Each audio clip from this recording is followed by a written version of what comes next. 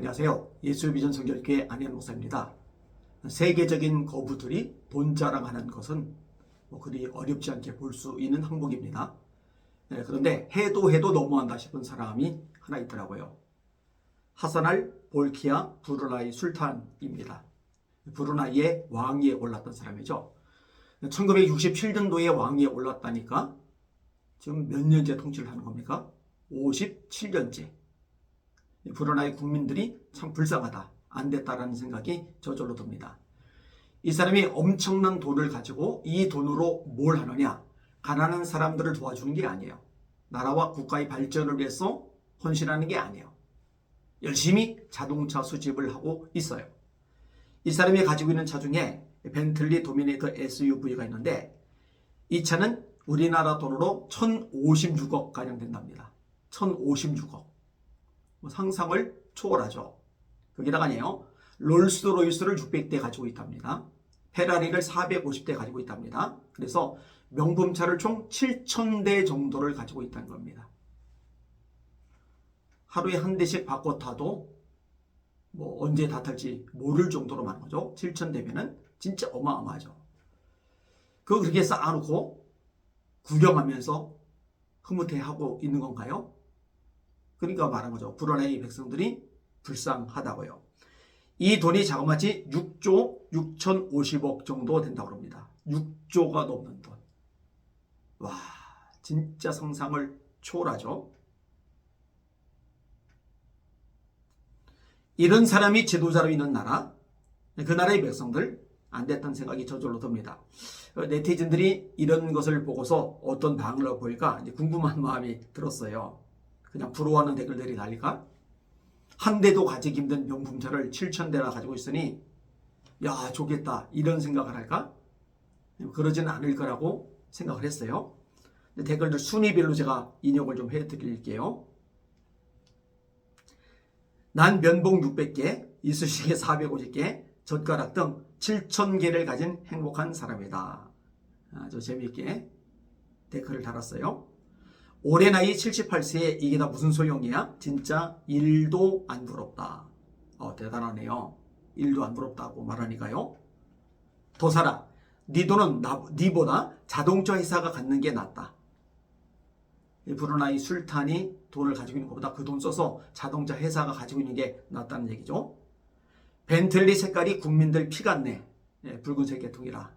이렇게 댓글을 달았네요. 브루나이 사람들 불쌍하다. 요즘 시대에 아직도 저런 물지각한 왕정 지배를 받는다니. 술탄이라고 그랬죠. 이슬람 국가이기 때문에 가능하지 않을까 생각이 됩니다. 아니, 저렇게 부자인 국왕이 33조 재산이라면 그 10배인 300조를 가지고 있다는 최순실은 얼마나 부자인 거야? 안민석 씨, 제발 좀 찾아주세요. 우리나라 부채 좀 갚게요. 이건 정치적인 댓글이네요. 그 다음에 택시회사도 아니고 뭔 똑같은 차를 저리 많이 갖고 있냐. 그 다음에 브루나이 국민들이 너무 불쌍하다. 저딴 나라에 태어나서 찌찌 우리도 똑똑하지 않으면 적골난다. 백성들이 불쌍하다라는 댓글들이 많죠. 중고차 매장 주인이네 불쌍하다. 이 술탄을 불쌍하다고 그러는 거죠. 가진 돈을 다 쏟아부으며 우주로 나가기 위해 일하는 앨런 머스크나 제프 베조스 같은 인물도 있고, 비싼 돈이지만 가진 돈으로 고작 차나 사 모으는 왕국의 미개한 왕도 있다. 부끄러운 줄 아시길, 아무리 오일머니로 지금 살만하다 해도 권력과 돈으로 그보다 나은 일을 할 수 있지 않을까. 이게 지도자의 수준이 중요한 이유. 그 다음에 다 부질없는 부정부패의 끝판왕이네. 국민은 굶어 나가도 저 뭐하는 짓인지 추한 인간의 끝을 보는 것 같다. 하나만 더요. 저는 국민들 불쌍하다 하는데 요 정도까지만 읽을게요. 요 마지막 댓글은 읽다 보니까 좀 이상하네요. 한국보다 GDP 높고요. 세금 안 내고요. 세계 국가한테 세배만 해도 한국 돈으로 거의 100만 원 공짜로 받는 나라입니다. 예, 그럼에도 불구하고 불쌍한 거 맞아요.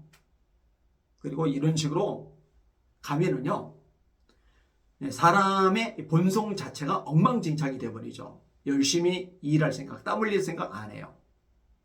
이러다가 자원의 문제가 생기잖아요. 유가가 떨어지잖아요. 그럼 나라가 곤두박질 치는 겁니다. 예수님의 비유 가운데 부자가 있어요. 자세고설이고 호화로이 즐겼다. 그렇게 기록을 하고 있죠. 그런데 죽었어요. 음부에 떨어집니다. 불구덩이 속에서 고통을 겪어요. 가만히 보니까 저쪽에 자기 집에서 구걸하던 거지 나사로가 보여요. 아브라함에게 요청하죠. 비유의 내용입니다. 나사로를 보내서 손가락 끝에 물방울 한 방울만 떨어뜨려 달라고. 얼마나 갈증이 심한지. 한 컵도 아니고 한 사발도 아니고 물 한 방울. 그만큼 물 한 방울이 애타는 거예요. 근데 그게 거절당하죠. 둘 사이에 구덩이가 있어서 건너올 수도 없고 건너갈 수도 없다라고 매정한 대답이 들려옵니다.